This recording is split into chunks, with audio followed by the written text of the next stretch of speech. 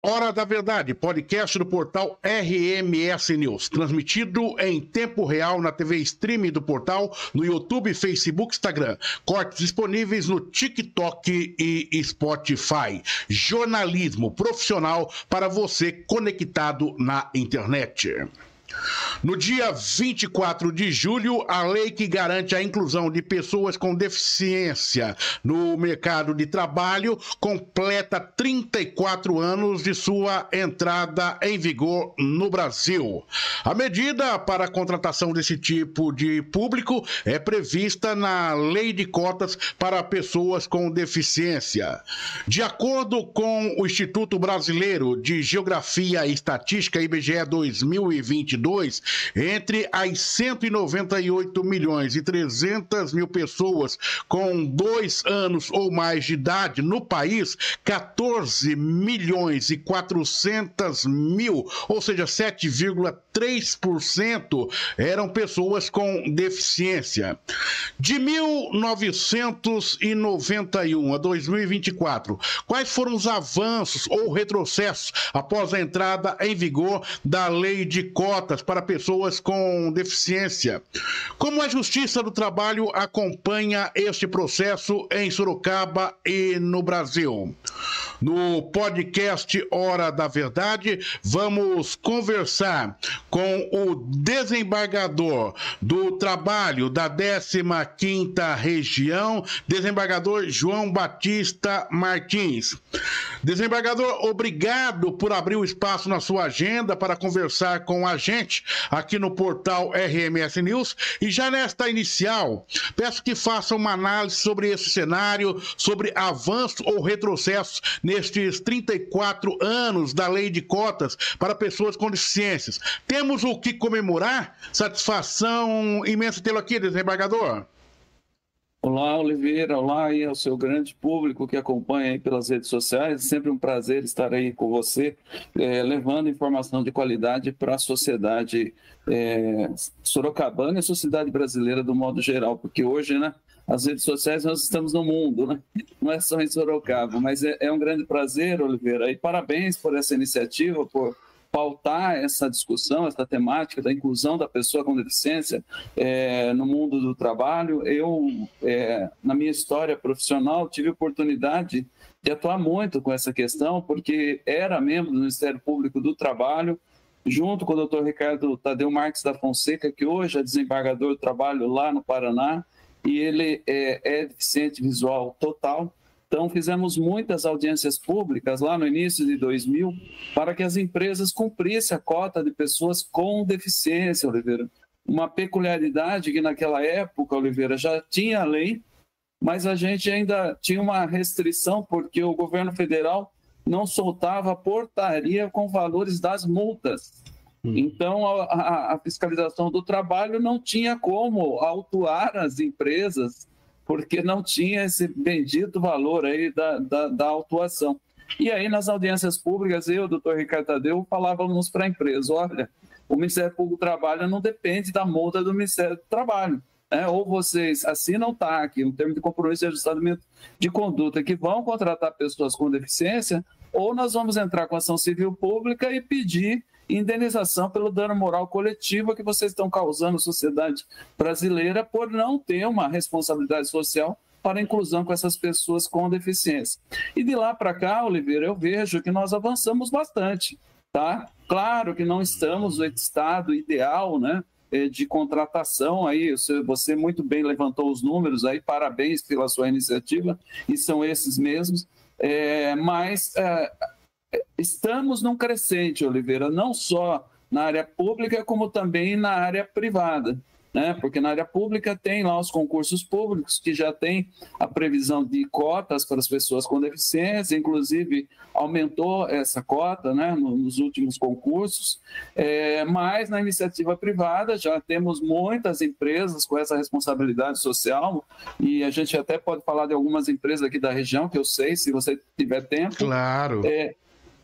Mas também, infelizmente, Oliveira, tem casos tristes, né? Eu estava conversando com um representante do Ministério Público do Trabalho, eu estava me falando que estava investigando uma empresa, porque quando ela coloca o anúncio de vaga para pessoa com deficiência, ela coloca esse anúncio para a pessoa comparecer num estabelecimento rural dela. Já imaginou uma pessoa com deficiência, um cadeirante, vai descer do ônibus e não tem ônibus que para na frente da empresa, né? Tem toda uma dificuldade e ela tem sede em área urbana, mas para dificultar a contratação, ela coloca anúncio na zona rural. Então, nós temos essas dificuldades e aí, Oliveira, eu acho que até crime, viu? Não só para a Justiça do Trabalho, mas a Justiça Comum também, o Ministério Público Estadual, a Justiça Estadual precisam ficar de olho nisso, porque você está mencionando a Lei Brasileira de Inclusão, ela fez algumas outras alterações e trouxe até tipos penais para esse tipo de comportamento de empresários inescrupulosos que não estão preocupados com a condição social dessas pessoas e querem criar subterfúgios para fugir à incidência da lei. Correto. Desembargador, conforme a legislação, as proporções para empregar pessoas com deficiência variam de acordo com a quantidade de funcionários. De 100 a 200 empregados, a reserva legal é de 2%. De 201 a 500, de 3%. De 501 a 1.000, de 4%. As empresas com mais de 1.001 empregados devem reservar 5% das vagas para esse grupo. A minha pergunta é: que tipo de punição sofre a empresa que não cumpre o que estabelece a legislação? Oliveira, ela tem a possibilidade, né, de ser autuada pelo Ministério do Trabalho e Emprego, né? Então, ela já tem uma primeira penalidade aí. Se ela não observar as autuações do Ministério do Trabalho e Emprego, ela pode ser acionada pelo Ministério Público do Trabalho, né? O Ministério Público do Trabalho vai chamá-la, né, para assinar um termo de compromisso de ajustamento de conduta, vai dar um prazo para que ela contrate essas pessoas com deficiência, e se não cumprir, vai haver a incidência de uma multa que daí já está num patamar mais elevado. E se ainda assim ela descumprir, provavelmente o Ministério Público do Trabalho vai entrar com uma ação civil pública na Justiça do Trabalho pedindo essas multas, mas também, como eu mencionei, uma indenização pelo dano moral coletivo da sociedade que não está sendo beneficiada com a contratação dessas pessoas, porque quando essas pessoas conseguem um emprego formal, Oliveira, elas podem abrir mão do benefício de prestação continuada. Então, também alivia um pouco os cofres públicos, que aí essa pessoa está incluída na sociedade, tem condições de sobreviver sem o benefício de prestação continuada. Mas é bom alertar o seu público, o seu grande público, Oliveira, aqui, ainda que a pessoa comece a trabalhar com carteira assinada, se amanhã depois ela tiver algum problema, né, ela volta a receber o benefício da prestação continuada, tá? Então, ela não perde o direito por estar trabalhando. Se ela for dispensada e ficar sem trabalho, ela pode novamente pleitear o benefício de prestação continuada e continuar recebendo até que ela consiga um novo posto de trabalho. Correto. Então tem essas penalidades, Oliveira, mas assim, uma coisa que a gente nota, Oliveira, é que está vindo um público consumidor aí também que é muito exigente, né? E as empresas falam em ESG, responsabilidade social, ambiental, né? E também a responsabilidade aí ter um fim social da empresa. E eu tenho notado já vários estudos que tem um consumidor aí que está ligado nessas empresas e quando há notícias de que elas não fazem essa parte social, inclusive empresas com valor em bolsas tem queda no valor de suas ações, né? E às vezes o consumidor mesmo prefere procurar uma outra empresa que tenha responsabilidade social do que aquela, né, que só quer, entre aspas, aí, né, ganhar dinheiro e não ter nenhuma contrapartida para a sociedade. Então, já há uma consciência nesse sentido e aqui é mais uma oportunidade, né, Oliveira, com o seu público, aí, da gente conscientizar e dessas pessoas cobrarem, né? Por que aqui na empresa não tem nenhuma pessoa com deficiência, né? Enquanto a gente já vê isso em outras empresas. Então, é importante o Executivo fazer a sua parte, o Ministério Público fazer a parte dele, o Judiciário, mas também nós, sociedade como um todo. Correto. Desembargador João Batista Martins, da 15ª Região, conversando com a gente. Eu vou colocar um cenário aqui, desembargador, para a sua análise, que foi constatado pelo nosso jornalismo nos últimos 60 dias. Nós recebemos aqui no portal o pedido de 2 mulheres PCDs em busca de apoio. O que elas diziam? As 2 desempregadas procuram por uma vaga de emprego anunciada inclusive no Cine Antigo Pátio. Elas vão, inclusive, ao mutirão de emprego e não são chamadas. Inclusive, essas empresas, algumas multinacionais, afirmam que ter vagas. Em conversa com fontes junto ao Cine, estas afirmaram que nos últimos meses parece que esta prática empresarial, ela vem aumentando. Até pegando o exemplo que o senhor disse agora também de um amigo, né, que mostrou que uma empresa anuncia vaga, entretanto o local de trabalho é inviável para essas pessoas. Eu pergunto, o que configura este procedimento? E esse cenário pode ser pontual ou mais abrangente? Oliveira, aí a gente teria que analisar caso a caso, né? Mas como eu disse, pode, além de uma infração administrativa e trabalhista, pode configurar também crime, né? Porque está fazendo uma propaganda fraudulenta aí, levando uma pessoa que já tem dificuldades, né? Que é uma pessoa com deficiência, aí atrás de um posto de trabalho que na realidade é inexistente, pelo que está me relatando. Então, isso eu acho que é importante, Oliveira, conscientizar o seu público de que deve fazer denúncia tanto no site do Ministério do Trabalho e Emprego, quanto no site do Ministério Público do Trabalho. Se a gente colocar nos buscadores aí, MPT, já vai aparecer lá a página do Ministério Público do Trabalho, e lá tem um campo, inclusive, para denúncias anônimas, viu, Oliveira? Se a pessoa não quiser se identificar, desde que ela dê todo o caminho das pedras, o nome da empresa, se tiver CNPJ, bonitinho o endereço, o Ministério Público do Trabalho vai instaurar um procedimento investigativo e vai analisar o que está acontecendo com essas empresas. Porque se ela coloca vagas aí num pátio, né, num posto de atendimento ao trabalhador, mas que são vagas fictícias, que ela não tem intenção de contratar, ela está cometendo um ilícito trabalhista, como eu falei para você, e, na minha visão, também um ilícito penal, né? Porque isso daí configura lá pela Lei 7853, né, com a redação da Lei Brasileira de Inclusão, tipo penal também se tentar desvirtuar de uma forma fraudulenta a incidência da lei de cotas, viu, Oliveira? E para esclarecer também o seu público, Oliveira, você muito bem falou dos percentuais, esses mesmos percentuais que estão na Lei 8.213, né? Só que a própria lei, Oliveira, ela garante, é bom que o público saiba que essas empresas que são obrigadas a cumprir a cota de pessoas com deficiência, para ela dispensar uma pessoa com deficiência, ela tem que contratar previamente uma pessoa com deficiência e fique dentro do número aí que você leu aí para o seu público, tá?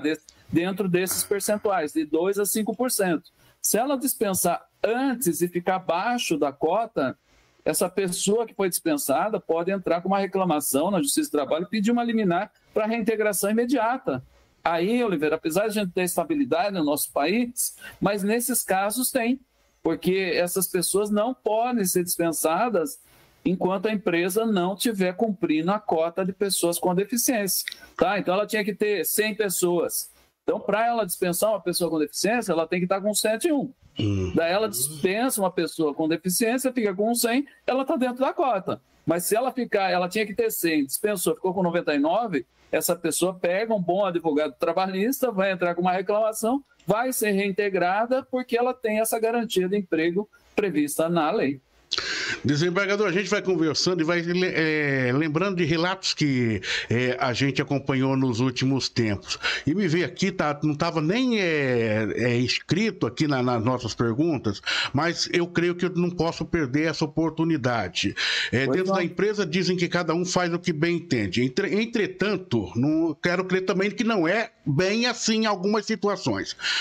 Eu conversei com uma PCD também tempos atrás e ela estava em empregada. Entretanto, ela não comparecia no trabalho para desenvolver a sua função, porque a empresa contratou a mesma, morando em Sorocaba, para trabalhar em São Paulo, e disse: olha, você não precisa vir aqui para trabalhar.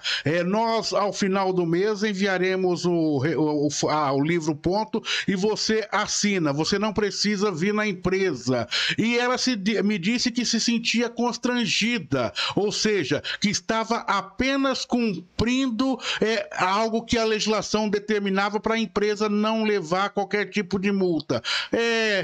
Quando se depara com esse cenário, a empresa pode? Não pode? São perguntas que agora eu, como leigo, vou lhe fazer.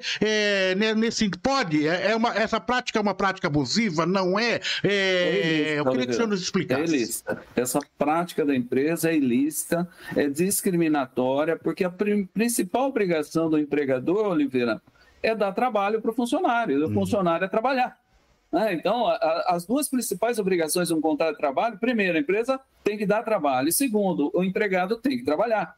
Se ela estivesse numa situação de teletrabalho, tudo bem, uma forma digna de trabalhar, ela está lá produzindo no seu computador, então não haveria problema, mas não dar trabalho, que é o caso que você está relatando, é uma prática abusiva e configura, inclusive, Oliveira, dano moral. Essa pessoa merece ser indenizada pelo dano moral causado por parte dessa empresa. E aí, Oliveira, essa pessoa pode entrar com a reclamação trabalhista, pedir para que a empresa dê trabalho, dê condições, trabalho acessível, um ambiente acessível para que ela possa, de fato, ser incluída, porque esse também é um outro problema seríssimo, Oliveira? Acessibilidade para essas pessoas com deficiência. E aí a Justiça do Trabalho vai fixar lá uma multa por dia, até que a empresa passe, de fato, a dar trabalho para essa pessoa, e essa pessoa não pode ser dispensada porque procurou a Justiça do Trabalho, tá? Então, já tem muitas decisões da Justiça do Trabalho falando que esses empregados ou essas empregadas não podem ser dispensados quando procura a Justiça do Trabalho, numa obrigação que a empresa tem de exatamente dar trabalho. Então, ela tem direito a ter o trabalho, ela tem direito a ser indenizada moralmente e continuar trabalhando naquela empresa, viu, Oliveira? Só vai ser dispensada se ela cometer uma justa causa para a dispensa. Senão, ela não pode ser dispensada.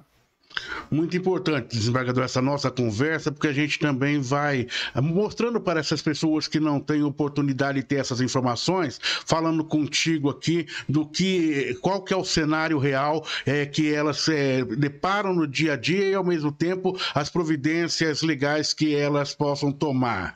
Desembargador, apenas para registro, em 2022, numa matéria publicada pela Agência Brasil do Governo Federal, à época, a secretária nacional dos direitos da pessoa com deficiência, a Priscila Gaspar, disse, abre aspas, para vocês, gestores, donos de empresa, faço um apelo para que abram as portas de suas empresas para as pessoas com deficiência, a fim de possibilitar que mostrem os seus potenciais. Fecha aspas, conclui a secretária.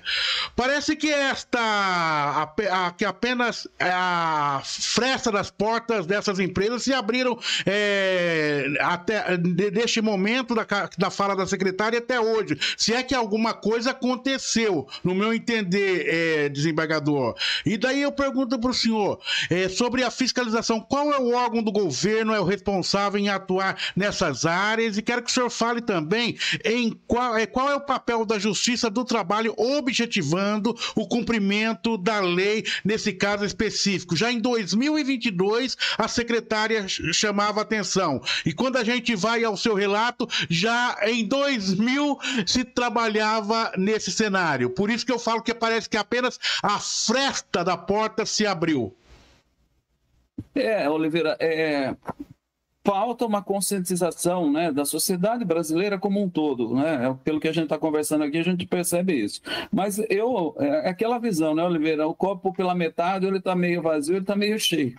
Então, como nós já falamos aqui, eu que trabalho nessa questão desde 1999, eu vejo que nós avançamos bastante, mas claro que tem muito ainda a avançar. E isso, Oliveira, é igual escoteiro, né? É sempre alerta. Então, os governos, né?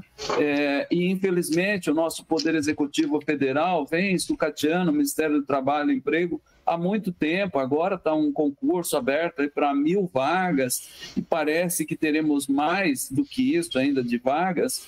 A gente precisa, de fato, equipar o Ministério do Trabalho e Emprego com auditores fiscais para fiscalizar as empresas, porque quando a gente para de fiscalizar um determinado segmento, Oliveira, se não tiver a polícia administrativa do Estado fiscalizando, a tendência natural é que muitos empresários parem de cumprir a legislação, né? Aqui na região de Itapeva, no tomate, onde se aplicava agrotóxico sem produtos nenhum, quando a gente atuou lá para combater a informalidade, levar o trabalho formal para aquela região, para você ter uma ideia, acabaram as carteiras de trabalho lá na região, né? De tanto que foi a procura, né? Então, quando o aparato estatal vai e fiscaliza, a tendência de cumprir a lei é maior. E quando não há incidência dessa fiscalização, há um certo relaxamento, né?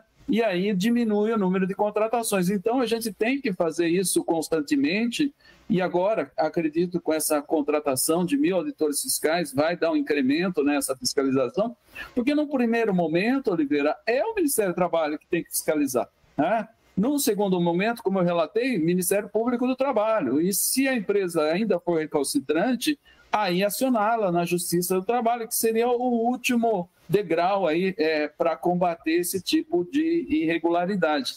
Mas, Oliveira, volto a frisar a importância da sociedade ter conscientização e não comprar. Aqui em Sorocaba nós temos uma grande rede de padaria que foi reconhecida pela ONU por cumprir a cota de pessoas com deficiência, né? E o proprietário, um dos proprietários dessa empresa, eu vi um depoimento dele que essas pessoas com deficiência, quando faltam ao trabalho, ele falou, essa pessoa faz falta para mim. Ela produz, ela é importante naquela equipe de trabalho. Então, você vê que quando chega nesse nível de preocupação e de entrosamento da pessoa com deficiência no ambiente de trabalho, essa pessoa se sente engajada e produzindo. E esse, Oliveira, é um dos maiores fatores, né, que as empresas de caça-talento e manter talentos de empresas falam. A pessoa tem que estar engajada no ambiente, ela tem que se sentir bem no ambiente que ela está trabalhando. Se ela se sente bem no ambiente que ela está trabalhando, ela não vai largar aquele posto de trabalho por causa de R$100 a mais, porque ela percebe que ela é valorizada, que ela tem qualidade de vida. E isso, Oliveira, tempos atrás eu conversei com uma pessoa com deficiência que mora na cidade de Salto e pega ônibus lá, o intermunicipal de Salto para Sorocaba, que chegando em Sorocaba ela pega um outro ônibus aí, nosso aqui, urbano, para ir até essa empresa. Ela é deficiente visual total e ela faz isso todo dia. E já fazia isso há 5 anos. Falo, se uma pessoa está fazendo isso todo dia há 5 anos, é porque ela se sente valorizada no ambiente que ela está. Ela está integrada à equipe. E aí, ela se sentindo valorizada, ela vai trabalhar com prazer, né? E não vai querer ficar em casa, né? Então, você vê que é possível, a gente está avançando nessa questão, mas, claro, precisamos de denúncias, né, Oliveira? E as denúncias, Oliveira, é aquilo que a gente fala também do trabalho infantil, né? A gente tem que ter um olhar para enxergar e ver, porque certas situações a gente está enxergando, mas não está vendo. Está na nossa cara que a empresa ali não tem nenhuma pessoa com deficiência e a gente, enquanto consumidor, também pergunta, por que você é uma empresa grande aqui, você não tem nenhuma pessoa com deficiência? Exato. Cadê a sua acessibilidade aqui nessa empresa? Porque também uma grande loja aí, né, de departamentos do Brasil, o empresário deu uma declaração que ele acha a acessibilidade uma bobagem. Mas está na lei, está nas convenções internacionais, as empresas no mundo todo têm que dar acessibilidade. Aí eu fico abismado de um grande empresário como esse dar uma declaração tão sem pé nem cabeça falando que a acessibilidade é uma bobagem. Todos nós, Oliveira, nós vamos viver mais, né? Está provado, a ciência mostra que nós vamos viver mais. Mas nós teremos dificuldades de locomoção. Tá? Então, a acessibilidade não é só, entre aspas, para as pessoas com deficiência, é para todos nós, integrantes da sociedade, que, ao viver mais, nós teremos também dificuldades de locomoção, de ver preços de produtos. Então, a acessibilidade ela é bem mais abrangente, né? E está na Organização da ONU sobre os Direitos da Pessoa com Deficiência, da qual o Brasil ratificou, e ela faz parte do bloco de constitucionalidade, Oliveira. Veja como isso é importante. Correto. Quando o Brasil ratificou a Convenção da ONU sobre os Direitos da Pessoa com Deficiência, de acordo com o artigo 5º da nossa Constituição, isso passa a ter status constitucional. Então, hoje, a Convenção da ONU sobre Direitos de Pessoas com Deficiência, se um empresário não cumpre, ele está descumprindo a Constituição da República. Veja que a coisa é complexa. Não tem nem dúvida. Desembargador, para finalizar, espaço aberto para alguma observação que avalie necessária colocar para conhecimento do nosso público, e já agradecemos sua participação aqui no portal RMS News, no podcast Hora da Verdade. Oliveira, quero cumprimentar mais uma vez você e agradecer esse espaço nobre, que para nós é muito importante levar essas informações para a sociedade brasileira e trazer aqui um caso para você, Oliveira. Alguns, né? Mas eu vou citar um setor de saúde de Sorocaba. Quando era membro do Ministério Público do Trabalho, em 2007, em Sorocaba, na Procuradoria do Trabalho, Oliveira, o professor Elvésio, que é do Senai de Itu, que tem um trabalho muito forte de construção de máquinas adaptadas para trabalhadores com deficiência, me procurou falando que tinha alguns estabelecimentos hospitalares aqui na região de Sorocaba que queriam contratar pessoas com deficiência, mas tinham dificuldade em formar essa mão de obra. E aí eu assinei TACs com esses setores, Oliveira, dando prazo, falou, vocês vão contratar essas pessoas, o Senai de Itu vai qualificar essas pessoas, e dentro da rotatividade normal da empresa, vocês vão contratando essas pessoas na medida que elas vão terminando os cursos. E aí um grande hospital aqui de Sorocaba, Oliveira, ele tinha que cumprir os 5% que você bem mencionou aí. E esses dias eu encontrei com o professor Elvésio, ele falou que esse grande hospital de Sorocaba já não cumpre 5%, ele já está com 7%. E caminhando para 8% de contratação.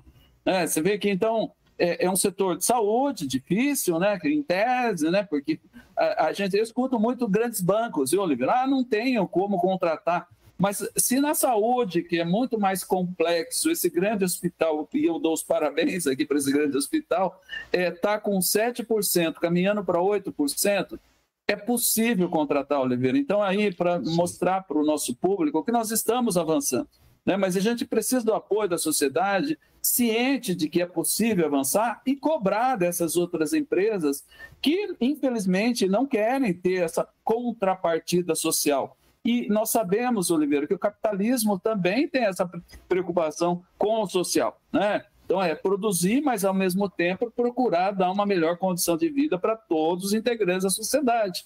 Então, é importante deixar essa mensagem aqui, Oliveira, porque dá para avançar, é possível avançar, só que precisamos da união de todos nós aqui. E, mais uma vez, agradecer você, Oliveira, por ter esse olhar diferenciado aí com a causa da inclusão da pessoa com deficiência. Muito obrigado, é sempre um prazer estar aqui com você e sigo à disposição.